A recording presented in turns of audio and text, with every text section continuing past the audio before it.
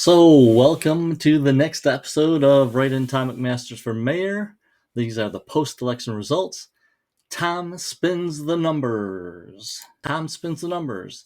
In this episode, we will talk about the campaign. My $33 and 800 business card. What did it do for me? And then we'll talk a little bit about internet analytics. And then the really interesting part is analyzing the 697 votes I got in relationship to the 4,700 total votes that were cast for mayor. And a hint, if you look at the people that made a conscious choice for mayor, I got 5 times as many votes as Mayor Gore. So we'll show you how that worked out as we go. That's a little teaser. So the campaign, what did it consist of? Well, I had around 800 business cards that I had handed out, sometimes at the soccer games, YMCA. I did a number of days at the YMCA.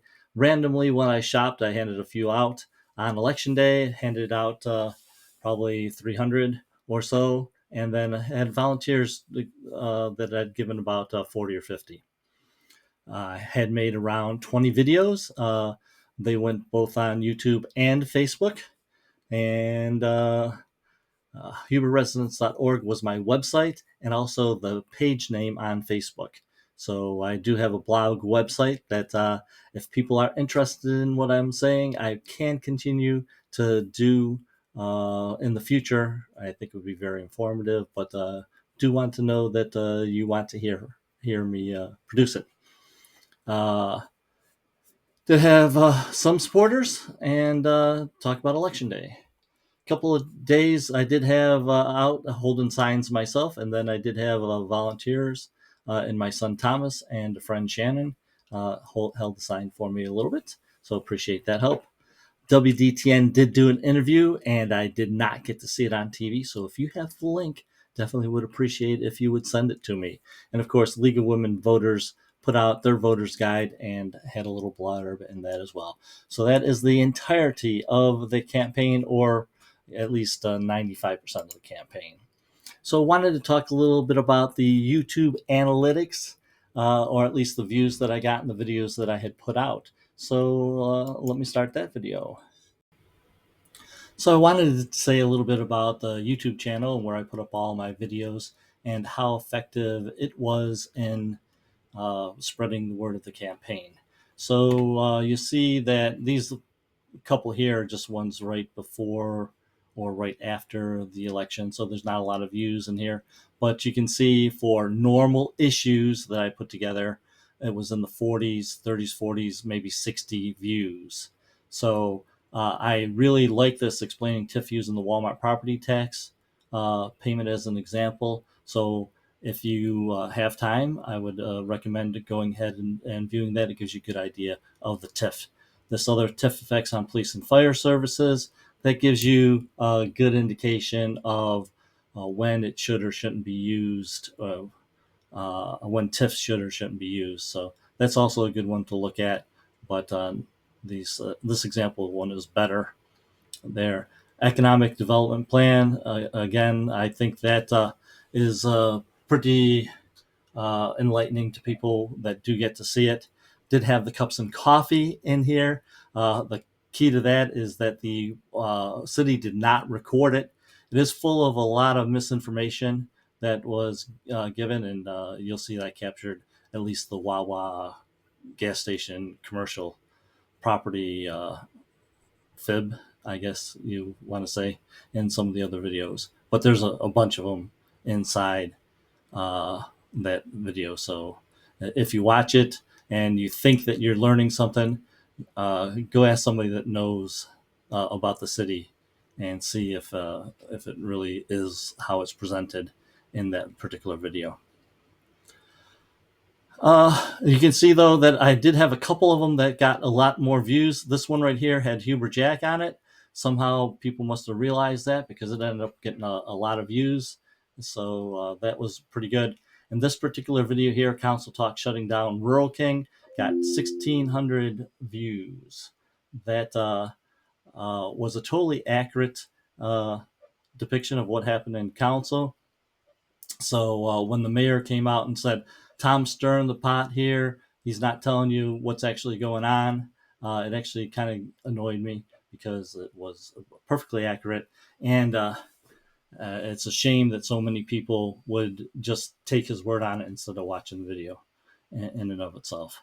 But what I had hoped when it was exploding like that was that it would prompt people's interest to watch some of these other videos and learn about some of the key issues that go on in the council. But that did not go out. But one of the things though that I did start to do was put together some of these reels, and the reels ended up with a lot more views.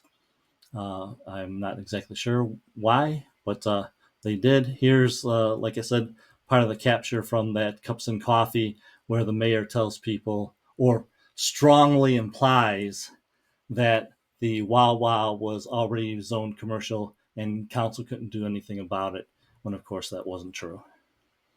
All right, so there you go with a little bit of what YouTube did for me in the a few weeks that I used it in the campaign.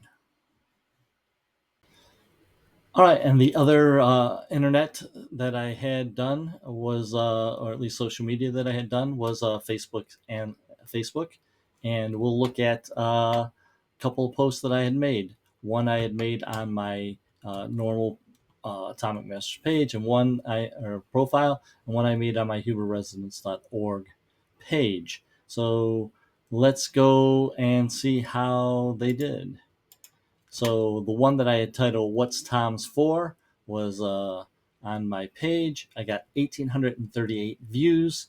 Now I had initially thought maybe because I had titled it "What is Tom For" that I got so many more views, but actually you can see that I had shared that one 7 times in 7 groups. So that explains the difference between why one got 267 views and one had gotten 1,800 views. So one other thing that I had done was sometimes I shared things as a reel, and sometimes I shared things as a YouTube video. And I've already talked about this Mayor Gore uh, response to about the Wawa, and that I had shared on my profile page, and the same video I shared as a reel on huberresidence.org. So let's see how they did. The one that was shared on my profile page got 378 things, and the one that I shared on huberresidence.org as a reel got 1,295 views. And that is consistent as well with YouTube, where the reels did a lot better than the videos. There was one share, but I think that was actually on my profile page as well. So you can see that both Facebook and YouTube likes the reels and the shorts better than they like the videos for some odd reason. So that was the campaign. And the spin that I say is that 800 cards, which was the main thing I think got me 697 votes. That's a pretty good return, as a matter of fact, although I did spend much more time making the videos. So I hope that people will go ahead and listen to some of those because they are informative. So after that, now let's spin the voting results. All right, how do I make 697 votes into a positive for the campaign? So I've gone ahead and I've collected the election results from Miami County and Montgomery County. The Miami counties are a little bit easier to see. Just formatted what's better, and you could actually figure out the total votes cast, which I think is an interesting type thing that I don't do much with here in this analysis. But I find it interesting that total votes cast was 772, and the bridge levies and the other DD levy were the ones that were the most voted on, but still not everybody that voted on those levies, right? But that seems to have been one of the bigger draws for the election was the levies. What I don't have captured in here was the school boards because it was not really possible to pull out any useful information for the school boards. But some of this 50 votes could have been going for the school board, and some of those 50 votes could have been going for the mayor. I doubt anybody would go specifically to vote for the unopposed, but that's a possibility as well. But that's the interesting things to think about in here uh, to start. But the premise that I made here to talk about the mayor's race right here is that we're going to say that many people will vote for the candidate in a non-contested election. And you see that Burge got 489, the judge got 481. It would be reasonable to expect that Mayor Gore to have gotten these automatic votes if he were unopposed. So we know, or we can suppose, or we can assume, or however you want to look at that, that Mayor Gore would have gotten 481 or 489 votes, somewhere in that area, if he were totally unopposed, right? So that's what we looked at there.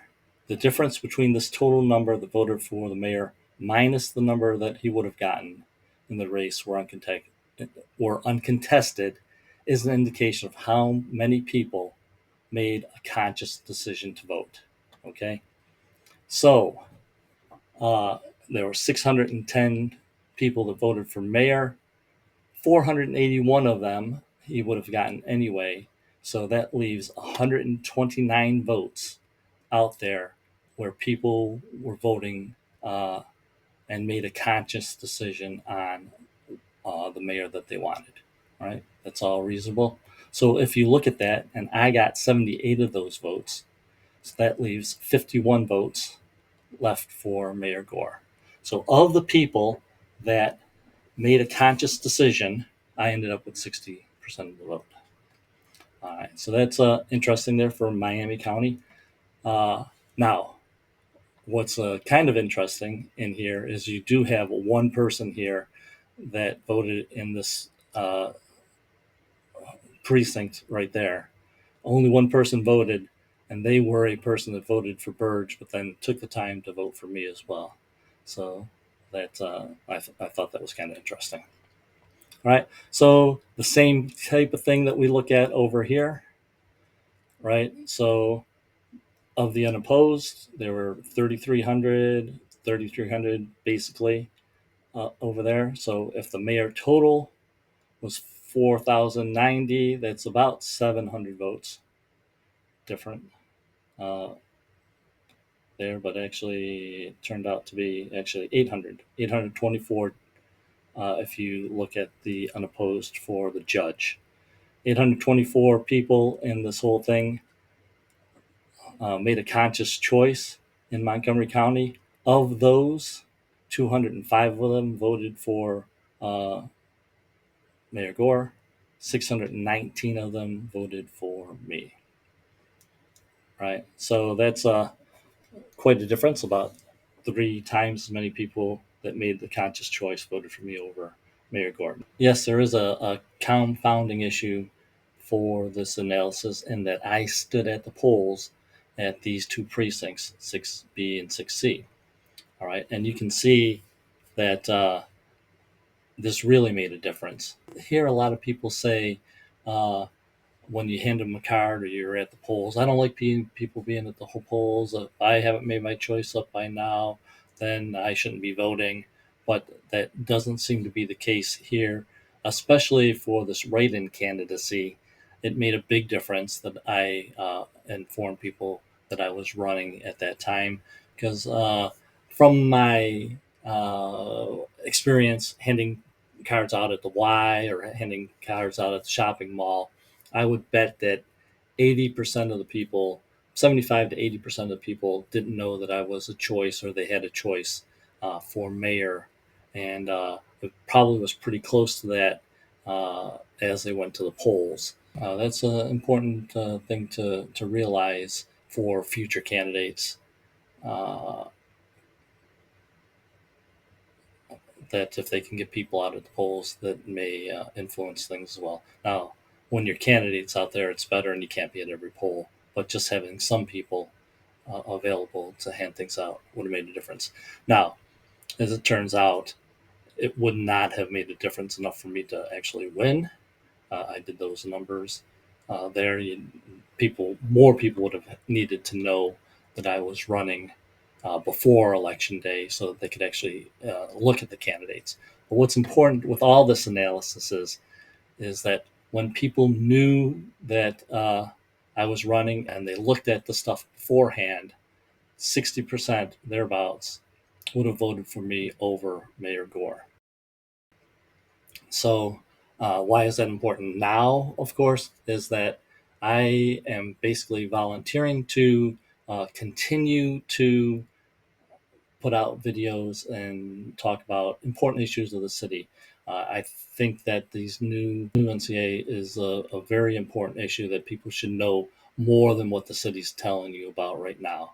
It's basically a HOA, but the way they're making it or setting it up or appear to be setting it up, they're going to take TIF dollars and let this unelected body spend that on things that'll help boost profits of developers instead of doing infrastructure projects that we normally associate or would want the city to do, such as making sure that Route 40 is upgraded, or uh, tornado sirens, or building the Bethel School that is talked about, but we hear probably won't be what they end up spending the money on. So if you want to have those issues discussed and you want my take on those, then it's kind of important that you tell me that that's what you want me to do. Otherwise, I'll just go golfing.